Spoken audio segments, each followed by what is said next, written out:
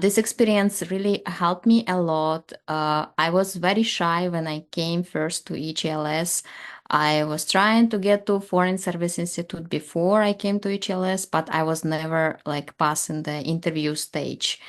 And EHLS actually helped me to go over that, like interviews. We were going over interviews. Like they were telling me what I should improve on. And while I was in the program in the summer, I got into the interview into FSI, a Foreign Service Institute, and I like to the very prestigious, much better role that I was applying before, and I got accepted, and I was really surprised. But I think EHLS paid off. You can see right away. Basically, they snatched me right away. Foreign Service Institute snatched me right away before I even left the EHLS. So it is not only helping in my work right now because I'm working as a distance language mentor, but it also helping in like I'm writing right now articles, doing publications. I'm doing also workshops for my work and like some conferences attending, and I'm able to present myself in a much better way than I was before, because right now I'm able to speak to you guys, and you can see probably that I'm not freezing, but it was much worse before. I wouldn't be able to speak right now here if I didn't go to the EHLS program. So the stipend was well enough for me. Even for the C, I would say it's still well like paid.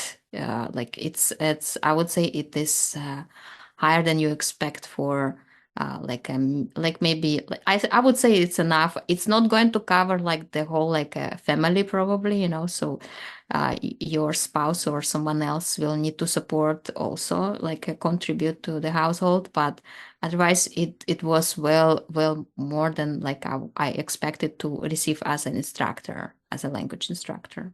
That's why they give you very good like support, financial and also medical. The medical insurance is actually, I saw the question, it was really good. It's good, but you don't have time to go to the doctors, so there is another way, of saying you have to think sometimes twice, because you have to participate really fully, be present at all the lessons and all the like events that EHLS is organizing for you. So it was, we were, of course, there were a lot of classes, and you will see that when you will be accepted to the program. The most focus is, of course, on English, but I would say that also there is a career, very big chunk of it is also a career like, I don't career development, let's call it that way.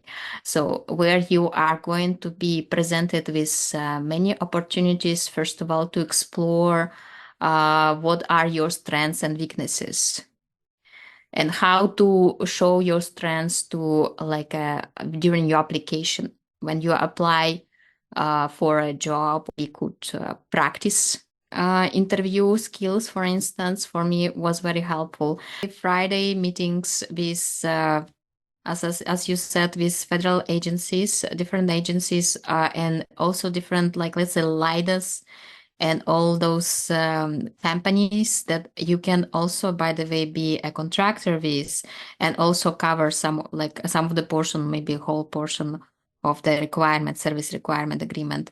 And they were coming to us, and they had like a lot of telling us how to apply, how to, basically they were giving us their emails, we could talk to them and so on. So that was like something that some of us used this opportunity in order to get a job in the future. Yeah, so that's possibility, and those are major agencies and major diplomatic services included. And by the way, in MOOC diplomats, there are a lot of vacancies right now. So if you are thinking about applying, this is a great time for you to go to HLS and apply. Then after that to diplomatic services, because if you're thinking about traveling, that can be something of the choice for you. Research was great. Communication with my mentor was really wonderful. I had a researcher who was, of course, working for the US government, but she was really great. She was helpful. She was looking over my research. She was helping out with my writing. And also on the EHLS side, there are two scholars that are like two mentors or like instructors that are helping you out as well with that.